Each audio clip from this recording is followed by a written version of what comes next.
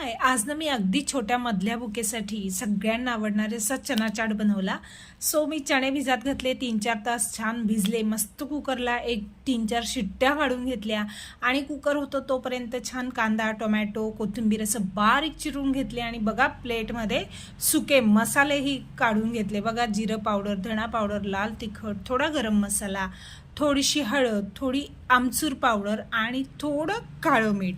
So आपले बघा आता सगळे ड्राय मसाले झाले, कांदाही चिरून झाला आहे, आपले चणेही छान मऊसूत शिजलेले आहेत. सो कढई ठेवली, कढईमध्ये तेल घातलं, थोडं जिरं, थोडं हिंग आणि सगळे ड्राय मसाले घालून घेतले, चणेही घातले, मस्त त्यात पाणीचा हबका मारला, थोडं मीठ घातलं आणि छान चणे आपले मस्त मसाला लागून छान चटपटणे तयार झाले.